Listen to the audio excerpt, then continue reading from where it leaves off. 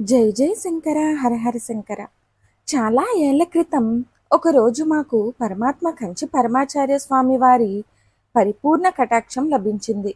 ఒకసారి నేను నా భార్య కూతురుతో కలిసి కాంచీపురం వెళ్ళాము. పరమాచార్య స్వామి వారు పుదిపెరియవ బాలపెరియవ ముగ్గురిని దర్శించాము. రాత్రి చంద్రమౌళీశ్వర పూజ చూశాము. మరుసటి రోజు ఉదయం మహాస్వామి వారి విశ్వరూప దర్శనం మరియు గోపూజ తిలకించాము.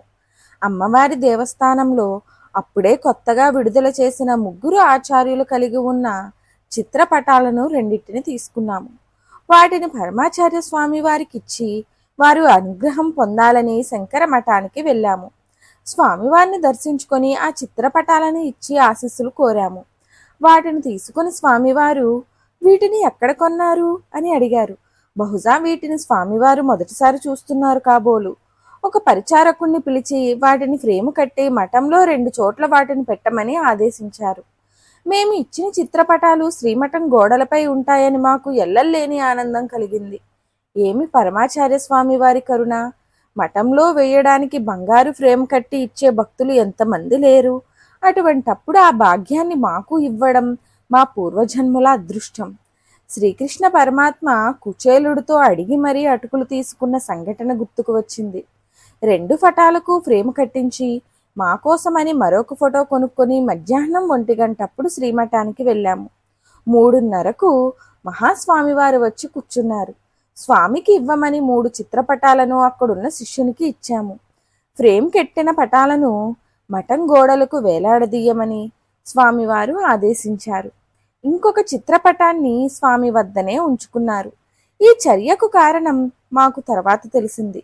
ఇది కేవలం శంకరాచార్యులు 4 శిష్యులతో కలిసి చేసే వేదాంత విచారణను మాకు చూపించాలనే స్వామివారు అలా చేశారు. కొద్దిసేపట్లో మాకు ఆ అద్భుతమైన దృశ్యం కనిపించింది. పరమాచార్య స్వామి వారు వచ్చి ఆదిశంకరుల్లాగా కూర్చున్నారు. వారి ముందు బాలపెరియవ కూర్చున్నారు. 2 వేద పండితులు చిన్నస్వామి పక్కనే కూర్చున్నారు. వేదాంత విచారం మొదలుపెట్టారు. ఆది శంకరులు తమ శిష్యులకు ఉపదేశించే దృశ్యమే మాకు అగుపించింది. తైత్తరీయోపనిషత్తులోంచి బ్రహ్మాత్మానంద అనుభవం గురించిన ఒక శ్లోకాన్ని చిన్నస్వామి వారు చెప్పారు. వాటికి పరమాచార్య స్వామి వారు వ్యాఖ్యానం చేశారు. దక్షిణామూర్తి గురించి గురోస్తు మౌనం వ్యాఖ్యానం అని చెబుతాం కదా, కానీ మాకు ఇక్కడ గురోస్తు లలిత వ్యాఖ్యానం లాగా తోచింది. అప్పుడు జరిగిన వేదాంత విచారం ఇప్పటికీ నాకు ఒక శ్లోకం గుర్తుంది. తద్బ్రహ్మణః పరిమర ఇచ్చుపాసీత. దీనికి చిన్నస్వామి వారి వ్యాఖ్యానం పరిమరీయతే ఇతి పరిమరః వాయురిత్యర్థః. పరిమరం అంటే వాయువు అని చిన్నస్వామి వారు చెప్పారు. చిన్నస్వామి పక్కన కూర్చున్న 2 పండితులు కూడా ఈ వేదాంత వాదనలో పాల్గొన్నారు. మేము ముగ్గురము ఈ బ్రహ్మానంద అనుభవాన్ని దాదాపు గంట పాటు అనుభవించాము. తరువాత మహాస్వామి వారు చిన్నస్వామికి ఆ 2 పండితులకు పెరుగు నింపిన కొబ్బరి చెక్కలను ప్రసాదంగా ఇచ్చారు. కేవలం మాకు ఈ అనుభవం ఇవ్వడానికే పరమాచార్య స్వామి వారు చిత్రపటముల ఫ్రేము వంకతో మమ్మల్ని ఇంతసేపు మఠంలో ఉంచుకున్నారని తెలుసుకొని మాకు అద్వితీయమైన ఆనందం కలిగింది. తరువాత ఆ 3వ చిత్రపటాన్ని మంత్రాక్షతలతో పాటు స్వామివారు మాకు అనుగ్రహించారు.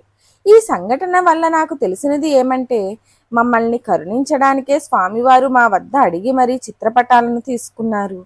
బంగారు ఫ్రేమ్ కట్టి ఇవ్వగలిగిన భక్తులు ఉన్నప్పటికీ పవిత్రమైన శంకర మఠంలో మేము ఇచ్చిన చిత్రపటాలను వేలాడతీయవలసిందిగా ఆజ్ఞాపించడం మాకు కలిగిన అదృష్టం. ఎక్కడా దొరకని బ్రహ్మానంద అనుభూతిని వేదాంత విచారం ద్వారా ప్రత్యక్షంగా మాకు ప్రసాదించడం. డాక్టర్ ఎస్ రామకృష్ణన్, చెన్నై మహాపెరియవల్ దర్శన అనుభవంగల్ నుంచి. అపార కరుణా సింధుం జ్ఞానదం శాంతరూపిణం శ్రీ చంద్రశేఖర గురుం ప్రణమామి ముదాన్వహం. జై జై శంకర హర హర శంకర. మీకు గనక మా వీడియో నచ్చినట్టయితే కామెంట్ బాక్స్లో జై జై శంకర హర హర శంకర అని కామెంట్ చేయండి. మీరు మా ఛానల్ని కొత్తగా విజిట్ చేసిన వాళ్ళైతే సబ్స్క్రైబ్ చేయండి. పక్కనే ఉన్న బెల్ ఐకాన్ని క్లిక్ చేయండి. అలాగే మా వీడియోను షేర్ చేయండి, లైక్ చేయండి.